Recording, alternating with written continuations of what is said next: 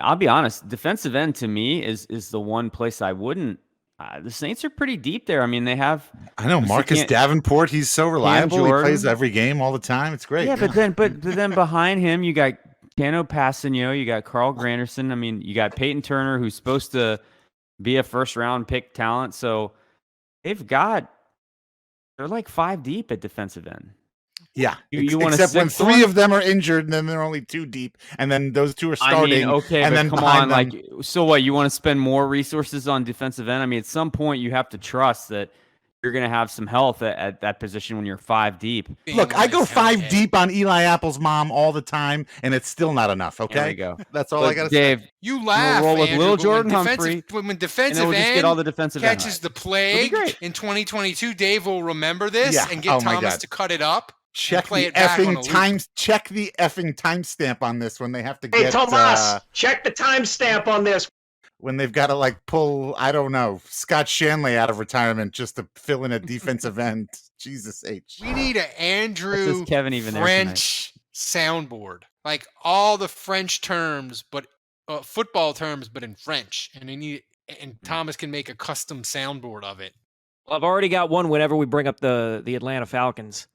Les incompetents. You're what the French call les incompetents to their advantage and finally paying off all this debt that they owe as far as kicking the can down the road and kind of getting back to even. Because, I mean, look, it has to come. Sound like the stat nerd. Stop it. Why do you have to pay the piper? Why? Because every time all these when has the U.S. government ever paid the piper? Every year that they might be paying the piper, they don't, and they push it to the following players year. Leave, and then the next year, when that's the time to pay the piper, you know what they do then? They push it to the subsequent year again, over and over and over, until there is no future. And then you know what happens then? We're all dead, so it doesn't matter. And you have the cap increasing exponentially next year. And next year is when you just it's like being celibate for a year, and then finally you know what I mean. Here's my Ralph's question. pants just got tighter. I'm gonna say Ellis Grooms. Ralph, you just looked it up. No, I didn't. Yeah, there's no way you came up with Ellis Grooms. I think you just pulled that out of your That's ass. what I'm telling you. It's kind of cheating, but not really. I think somebody DM'd me that trivia question, and I think that was the name, but I'm not 100% sure. All right. Well, so if it is, I don't know the answer. I would say cheating is it's like 80% cheating. The only 2 quarterbacks that I would have preferred, and I'm sure I'll catch hell for this, I don't care, are Gardner Minshew and Kaepernick. That's the worst so joke random. I've ever heard. Kevin just brings these weird, semi-intelligent football takes out of fucking nowhere. Like 3 weeks ago, I was like, Ralph, I think they need to fix the offensive line. That's the key. And it made sense. And Gardner Minshew is not. I think Minshew is the worst take out of those 2. I think. Who did Andrew bring up? He brought up Matt Ryan, cooked. Yeah. Jimmy Garoppolo, we've seen that guy. And I'm trying to keep it clean. We've seen that guy absolutely sandbag a team and drag them down nothing. And you want to give that guy a ton of absolutely not.